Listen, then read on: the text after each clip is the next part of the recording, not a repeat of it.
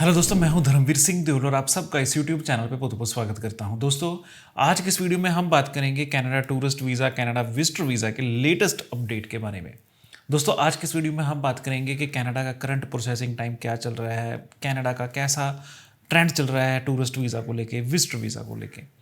उसके बाद दोस्तों हम बात करेंगे कि जो अभी कनाडा का नया रूल आया है जिसे वीज़ा कैंसलेशन रूल कहते हैं, तो उसका कितना का इम्पैक्ट अभी तक इस जो एप्लीकेशन है उसके ऊपर पड़ा है। वीडियो के लास्ट में मैं आपको ये बताऊंगा कि क्या अब आपको कनाडा का वीज़ा अप्लाई करना चाहिए या नहीं अप्लाई करना चाहिए। दोस्तों, अगर आप मेरे इस चैनल पर नए आए हैं, पहली बार हैं, तो प्लीज़ इस चैनल को सब्सक्राइब करें, वीडियो को लाइक करें, वीडियो को शेयर करें। अगर आपका कोई क्वेश्चन है तो आप हमें कमेंट बॉक्स में पूछ सकते हैं। इनकेस आप हमारे थ्रू अपना केस प्रोसेस कराना चाहते हैं या अपने डॉक्यूमेंट को वैलिडेट करवाना चाहते हैं, स्क्रीन पे नंबर विजिबल है, आप हमें कॉन्टैक्ट कर सकते हैं। तो चलिए दोस्तों, वीडियो की शुरुआत करते हैं। सबसे पहले दोस्तों हम बात कर लेते हैं करंट प्रोसेसिंग टाइम की।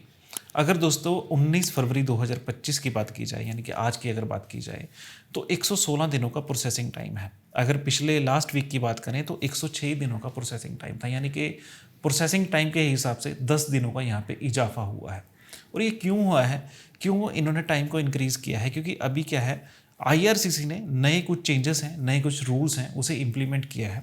उसके हिसाब से अब एडिशनल वेरिफिकेशन वो स्टेप को फॉलो कर रहे हैं, डॉक्यूमेंट्स को स्क्रूटिनाइज कर रहे हैं, जो प्रोसेसिंग का पहला भी बैकलॉग था उसे भी क्लियर कर रहे हैं। तो इसकी वजह से जो अब प्रोसेसिंग टाइम है वो थोड़ा सा बड़ा है, पर घबराने वाली बात नहीं है, ये उन लोगों के लिए ज़्यादा है जिनकी फ़ाइल पुरानी है।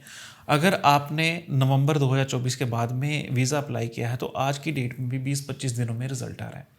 तो ये सिर्फ उनके लिए है जिन्होंने नवंबर से पहले अप्लाई किया था, तो उनकी जो प्रोसेसिंग टाइम है वहाँ पे थोड़ा ज़्यादा टाइम लग रहा है, वीज़ा आने में थोड़ा डिले हो रहा है। जो नई एप्लीकेशन है उनमें तो नॉर्मल ऐसा कोई देखने को नहीं मिला, नॉर्मल जो टाइम है उसके ही हिसाब से ही वीज़ा यहाँ पे या जो भी रिजल्ट है वो यहाँ पे आ रहा है। बट यहाँ पे देखने वाली बात है कि जिनकी रिफ्यूज़ल है पहले, है ना, और उन्होंने नवंबर के बाद में भी अप्लाई किया है, तो उन्हें थोड़ा सा टाइम लग रहा है। बट अगर आप पहली बार अप्लाई कर रहे हैं, आपकी बिल्कुल फ्रेश आपकी फ़ाइल है, तो वहाँ पे 20-25 दिन से ज़्यादा टाइम नहीं लग रहा है।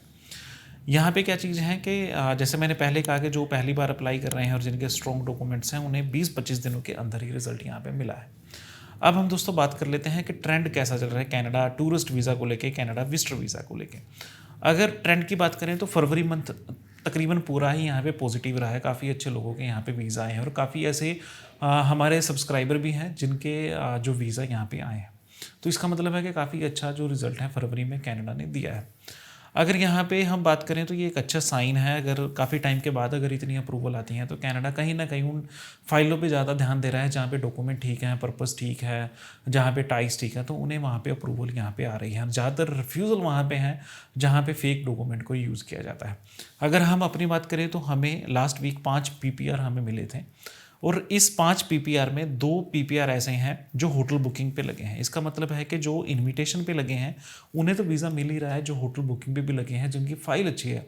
फ़ाइल अच्छे का मतलब है कि जिनके पास डॉक्यूमेंट्स अच्छे हैं ना, टाइज अच्छे हैं, तो उन्हें भी यहाँ पे वीज़ा मिल रहा है।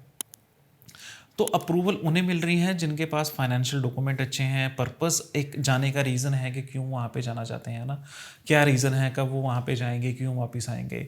दूसरा, और जिनका ट्रैवल प्लान क्लियर है। देखो, अगर आप अपनी फ़ाइल को सबमिट करते हैं और अपनी फ़ाइल में आइटनरी सबमिट नहीं करते, अपना एक प्रॉपर ट्रैवल प्लान नहीं सबमिट करते, तो वीज़ा के कम चांसेस होंगे। आपको क्या चीज़ चाहिए, आपको सपोर्टिंग डॉक्यूमेंट भी चाहिए, आपको cover letter, letter of intent, justification, या जितने भी डॉक्यूमेंट बनते हैं ना, टाइज को लेके, फाइनेंस को लेके, वो सारे के सारे आपने अपनी फ़ाइल में सबमिट करने हैं। और साथ में जो आपका ट्रैवल प्लान है वो ज़रूर यहाँ पे होना चाहिए, जिससे आपके वीज़ा के मैक्सिमम चांसेस बने। और दूसरा क्या चीज़ है, जिनके फैमिली मेम्बर हैं वहाँ पे, है ना, कनाडा में, तो उनका तो ऑलरेडी अप्रूवल रेट काफ़ी अच्छा था। और ये ऐसा नहीं है कि अभी फरवरी में इनका अप्रूवल अच्छा आया है। जब से इन्होंने रूल चेंज किए हैं वीज़ा के, है ना, उसके बाद में ज़्यादा फ़र्क यहाँ पे इनविटेशन वालों को देखने को नहीं मिला था। तो अगर आपके फैमिली मेम्बर हैं वहाँ पे, आपका कोई भाई है, बहन है, आपके पेरेंट्स, आपके बच्चे हैं, तो आप वीज़ा के लिए अप्लाई कर सकते हैं, ज़्यादा अच्छी चांस है वीज़ा आने के।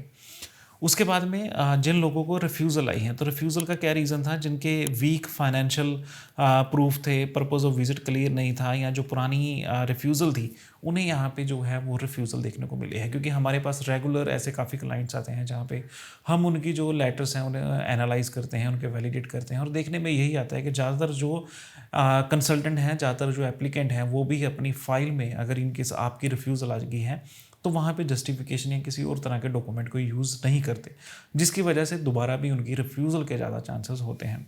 उसके बाद में जिनकी जो फाइल है वो इनकम्प्लीट थी या इनकरेक्ट डॉक्यूमेंट उसमें सबमिट किए थे, तो वहाँ पे भी रिफ्यूज़ल देखने को मिलती है। यहाँ पे कुछ अगर केसेस की बात करूँ तो नॉर्मली हमारे पास अगर हैदराबाद की मैं डेडिकेटेड अगर बात करूँ तो हैदराबाद से काफ़ी ऐसे क्लाइंट होते हैं जो अपनी फ़ाइल को, अपने डॉक्यूमेंट्स को सही तरीके से वहाँ पे अटैच नहीं करते। तो कोशिश करें जब अपनी फ़ाइल को खुद सबमिट कर रहे हैं, अगर आपको प्रोसेस पता है तो डॉक्यूमेंट हैं वो अच्छे तरीके से यहाँ पे लगाएं। और ये ऐसा नहीं है कि मैं हैदराबाद वालों को स्पेसिफिक कह रहा हूँ, बट हाँ वहाँ पे काफ़ी फाइलें इस मंथ हमने वैलिडेट की थी डॉक्यूमेंट्स के, तो ज़्यादातर जो केस है वहाँ पे हमें सेम प्रॉब्लम देखने को मिली थी। अब दोस्तों हम बात कर लेते हैं कि जो अभी रूल चेंज हुआ था जिसे वीज़ा कैंसलेशन रूल 2025 भी कहते हैं, उसका क्या इम्पैक्ट यहाँ पे पड़ा है। तो इमिग्रेशन डिपार्टमेंट ने रूल तो चेंज किया था और इससे क्या चीज़ है, अब आप अपनी फ़ाइल को सबमिट करते हैं तो आपको एक्स्ट्रा केयरफुल रहने की ज़रूरत है। यानी कि इस रूल के माध्यम से जिसके पास ऑलरेडी वीज़ा है उनका तो कैंसिल वो कर ही रहे हैं, है ना, जिनके फेक डॉक्यूमेंट हैं, जिनका पर्पस निकल चुका था, जिन्होंने फेक इन्विटेशन लगाए थे, फेक वहाँ पे डॉक्यूमेंट सबमिट किए थे, तो उन्हें तो वो वीज़ा कैंसिल कर ही रहे हैं। तो अब क्या चीज़ है, अब इसमें आपको दोबारा अगर आप अपनी फ़ाइल को सबमिट करते हैं या आप अपनी फ़ाइल को सबमिट करने वाले हैं तो आपको एक्स्ट्रा केयरफुल यानी कि आपको सावधानी बरतनी पड़ेगी, जिससे आपका जो अगर वीज़ा आता है तो वो कैंसिल ना हो। जो रूल है उसके ही हिसाब से अगर आपने इनकरेक्ट फेक डॉक्यूमेंट यूज़ किए थे और आपको अप्रूवल मिल भी गई थी, तब भी वो आपका वीज़ा यहाँ पे चेंज जो है वो रिवोक कर रहे हैं या वीज़ा को कैंसिल कर रहे हैं। अब क्या चीज़ है कि अब जो इमिग्रेशन ऑफिसर हैं, वीज़ा ऑफिसर हैं, वो आपकी एप्लीकेशन को काफ़ी स्ट्रिक्टली वहाँ पे देख रहे हैं, हर डॉक्यूमेंट को वेरीफाई करते हैं, बैंक डॉक्यूमेंट्स को देखते हैं, बैंक डॉक्यूमेंट की ट्रांजैक्शन कैसी हैं, आपकी जो वहाँ पे एक्सपेंडिचर की जो हैबिट है, आपकी जो सेविंग की हैबिट है वो कैसी है ना, तो हर एक चीज़ को वो ध्यान से देख रहे हैं, उसके बाद में ही वो यहाँ पे वीज़ा को दे रहे हैं।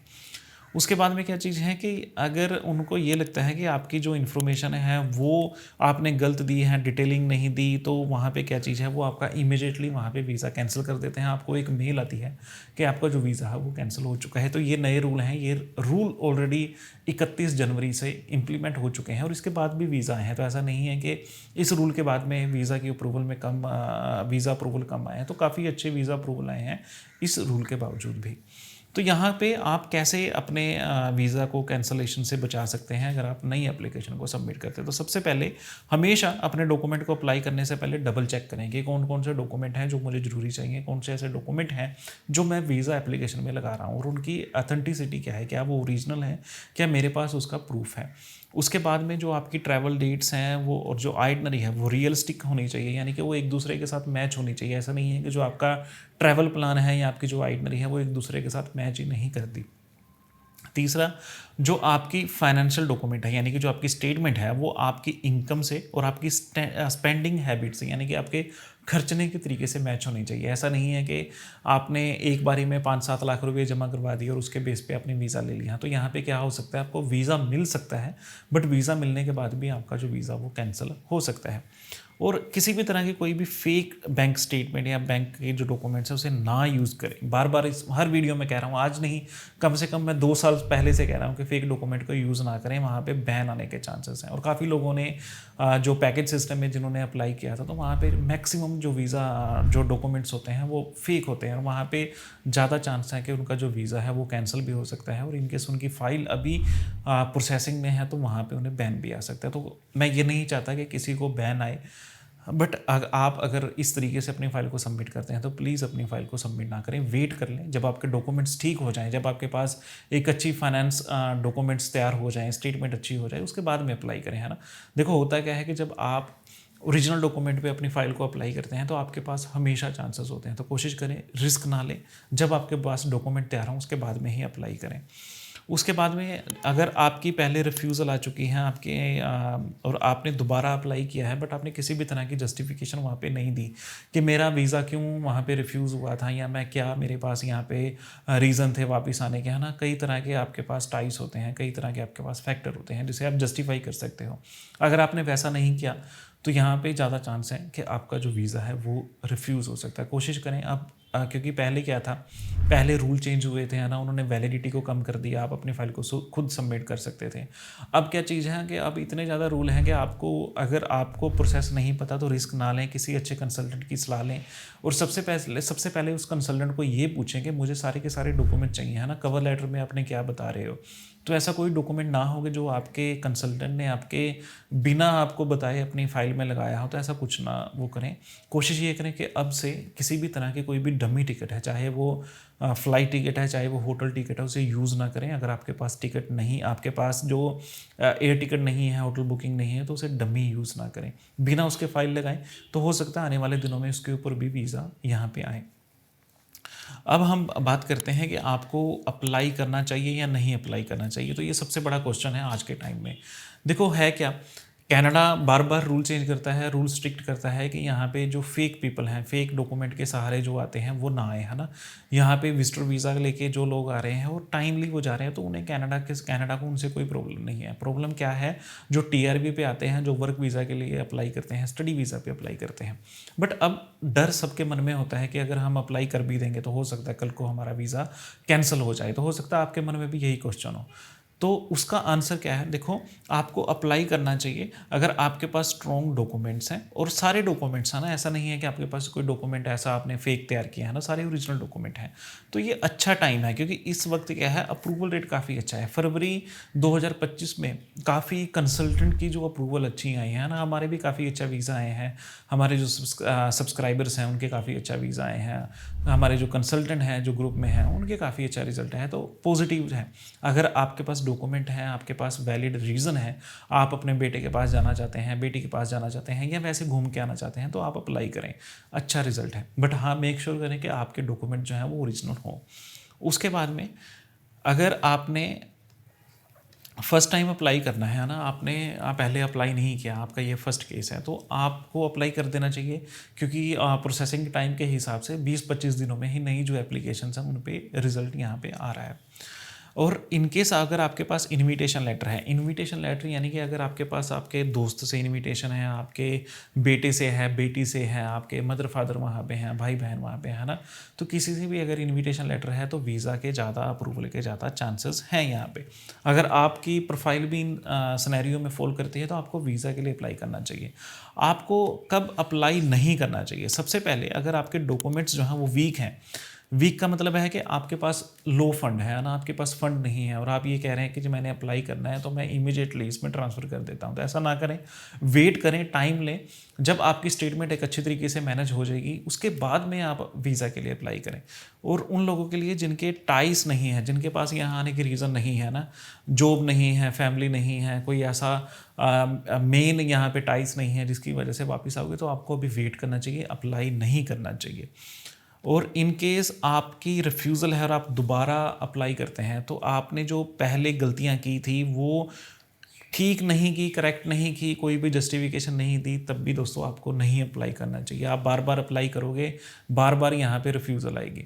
आप हमेशा जब भी कोशिश करें कंप्लीट डॉक्यूमेंटेशन के साथ अप्लाई करने की कोशिश करें, कंप्लीट प्रोसेस के साथ अप्लाई करने की कोशिश करें, जिससे आपके वीज़ा के मैक्सिमम चांसेस यहाँ पे हों।